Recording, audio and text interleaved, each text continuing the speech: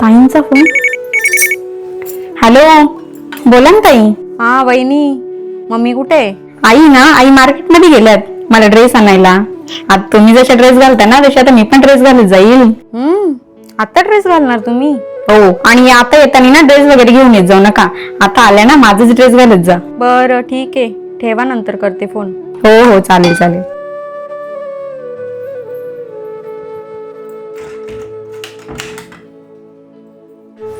Hello, बोल ना ग बाय.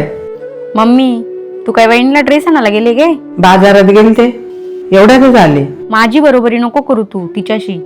मी शहरात राहते, मी काय पण घालू शकते. अगं पोरी, तुझी बरोबरी नाही करीत, पण गरम किती होत आहे. अख्खा दिवस ती साडी भुतासारखी घालून फिरते, मग घालू दे तिला ड्रेस. तू ना तिला ड्रेस घालायची सवय नको लावू. तिला साडी घालायची सवय लागेल तेव्हाच ती साडी घालेल ना. ना तसं पण मोठ्या काकीची सून तर साडीच घालते.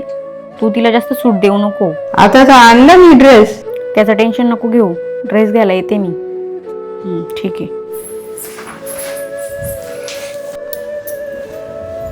आले आई, घ्या पाणी.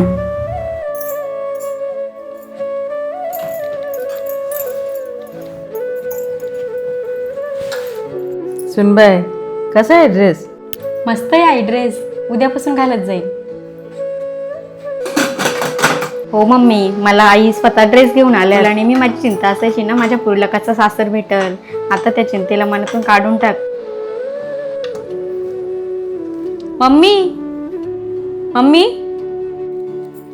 ताई आल्या तुम्ही? आई रूम मध्येच आहेत, बसा, मी पाणी घेऊन येते.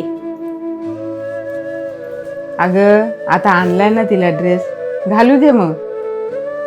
अगं पोरी, साडीपेक्षा ड्रेस स्वस्त आहे, घालू दे तिला ड्रेस. आता पोरी काय ड्रेसच घाली त्यात.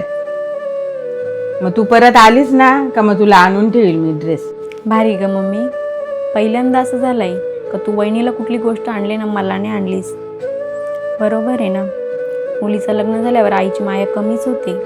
अगं पोरी, तुझ्यावरची माया नाही कमी झाली. आता तू दुसऱ्या घरी गेली न, सून आहे ती आपली झाली आता, म्हणून तुला असं वाटत असेल. ताई घ्या पाणी. आणि तुम्हाला ड्रेस घेऊनच जर आनंद होणार असेल तर मी देते ताई तुम्हाला ड्रेस. याच्यात माझीच चुकी आहे. जशी मी माझ्या सासरी खाते पिते मज्जा करते, तसं हा पण तुमचा सासरच आहे ना. मी हे का विसरते का एका नंदेला वहिनी आणि आईच्या नात्यामध्ये लुडबुड नाही करायला पाहिजे. माफ कर वहिनी, मी परत तुझ्या आणि मम्मीच्या नात्यात कधीच लुडबुड करणार नाही.